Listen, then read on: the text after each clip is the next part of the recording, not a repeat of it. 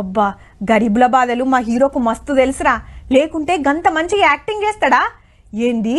AC కార్ల తిరిగే hero ఎండల కూలి పని చేసిండా?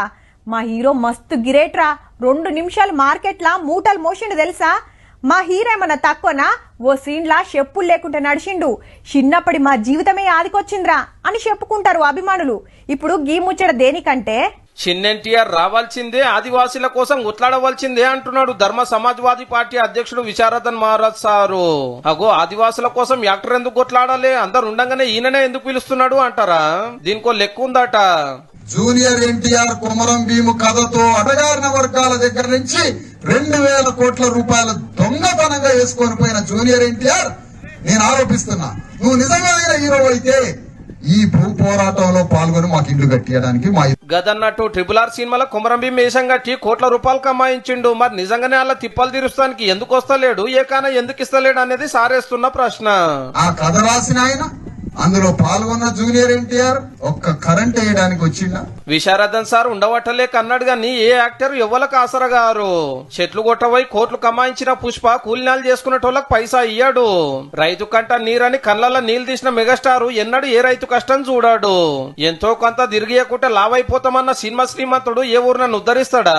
నీళ్ల కోసం తనలాడే డాకు మహారాజు ఏ పల్లెలో బోరేపియాడు. సినిమా షవులినవాడని చిట్టిబాబుకు బయట కూడా బాధలినవాడాయి. మన తాండేలు చేపలు పట్టేటోళ్ళ తిప్పలు అరుసుకోంగా చూసిండ్రా? శ్రీమంతులను దోచి పేదలకు వంచే రాబిన్ హుడ్ సారు బయట ఎన్నడు ఏకాన దియ్యాడు. భాషకు ఆటో డ్రైవర్ల బాధలు తెలివయి, ముఠామేస్త్రికి అమాలీల కష్టం తెలియదు. అంతెందుకు పెద్ద పెద్ద తీర్పులిచ్చే పెద్దరాయుడు ఇంట్లో పంచాయతీ ఎంపలేడు. ఓ ఇట్లా చెప్పుకుంటా పోతే అందరికి ఇంతే. ఎవల బాధలు ఎవల కష్టాల మీద సినిమా తీస్తే టికెట్లు ఎక్కువ కొంటారు, వాళ్ళకి ఎక్కువ కోట్లు వస్తాయి అనేది చూస్తారు గాని బయట ఏ యాక్టర్ అట్లుండాడు. అందరు రియల్ హీరోలే గాని రియల్ హీరోలు కారు కదా. మరి గట్లనే బ్లడ్ బ్యాంకులు పెట్టో, గుండె ఆపరేషన్లు చేపించో, వరద సాయం చేస్తానో అదో పెద్ద వార్త. అయినా సినిమా అనేదే బిజినెస్. వాళ్ళు సంపాదించింది మనకెందుకు పెడతారన్నా మన ఆపోచన కాకుంటే. ఇదంతా మనకు తెలిసిన వాళ్ళే మా బాహుబలులని, తాతలను, కొడుకులను, మన్మన్లను కట్టపల్లెక్క భుజాల మీద మోస్తామన్నట్టు. అన్నం ఆకలి అవుతుంది పెట్టండి అంటే ఎన్నిసార్లు తింటారు? బిచ్చపోలని అంటారు. అదే సరే, మేము బాధలు ఎవరికి చెప్పుకోలేవు, మాకు అర్థం.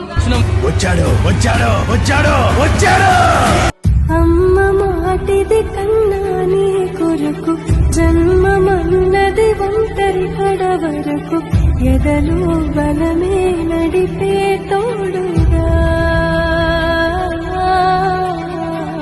జగమే గెలిచే పదమై సాగ